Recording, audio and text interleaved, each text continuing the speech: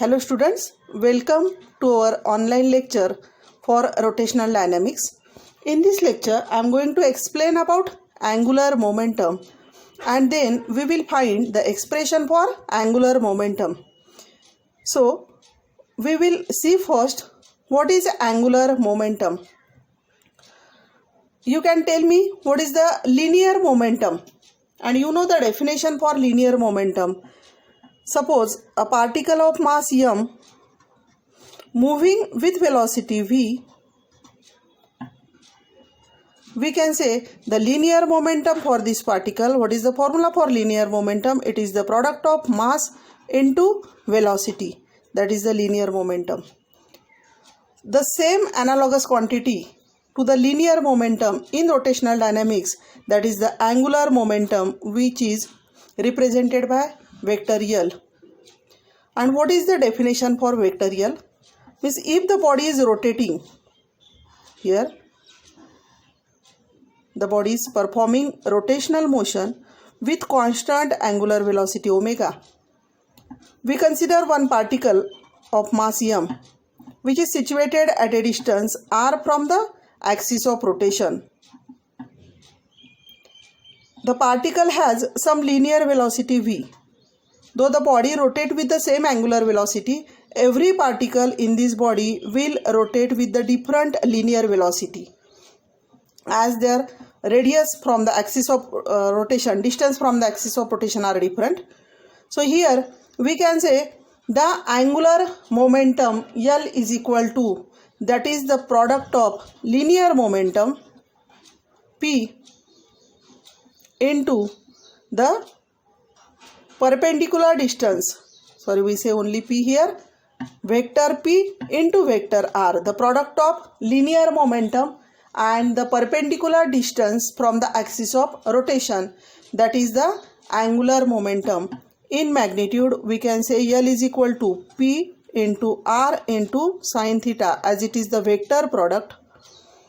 We can say the magnitude of angular momentum is the product of magnitude of linear momentum into magnitude of that position vector into sine of angle between them.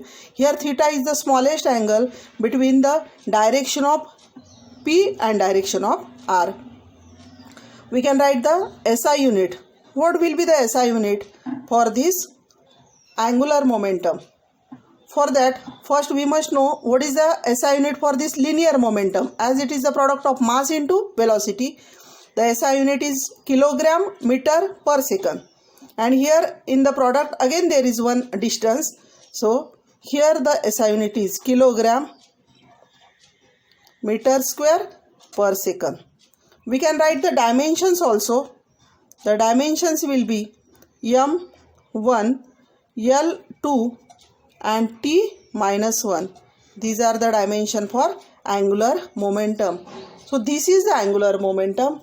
Now we will discuss about how to find the expression for angular momentum. Here we can use the same logic. We will use the same logic that we have used to find the expression for kinetic energy and expression for torque. For that, again we consider a rigid body of any shape rotating about an axis passing through any point O, and it is perpendicular, the axis is perpendicular to the plane of the figure. The body is rotating anticlockwise sense here with the same angular velocity, constant angular velocity omega. We divide the total body into large number of particles of masses m1, m2, m3 up to mn, situated at a distance r1, r2, r3 up to rn.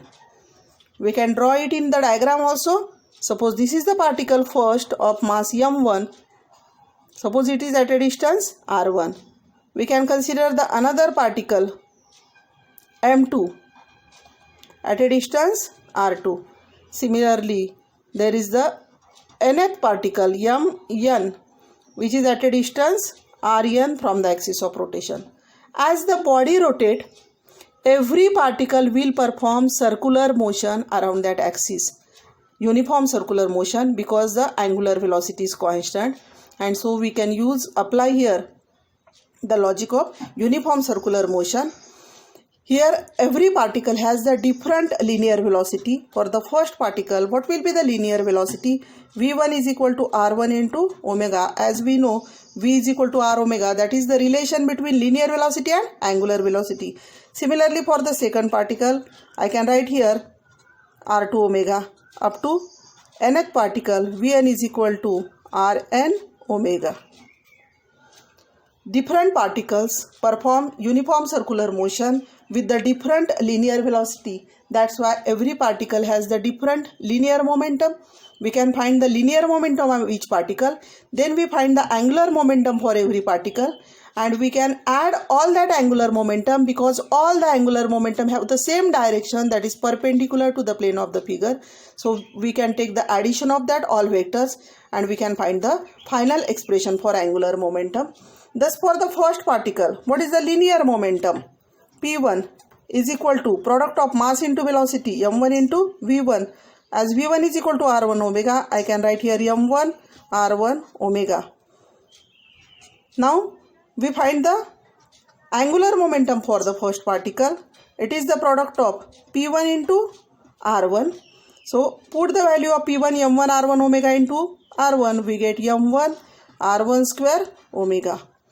Similarly, now we can say what is the angular momentum for the second particle, that is m2 r2 square omega. For the third particle, it is m3 r3 square omega, and for the nth particle, I can say here the angular momentum is mn rn square omega.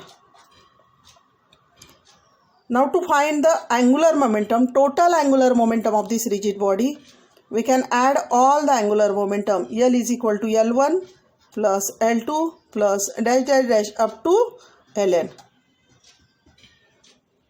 We can take the vector sum of all that vectors because they have same direction. So L is equal to m1 r1 square omega plus m2 r2 square omega plus dash dash dash up to, I can say here, mn rn square omega.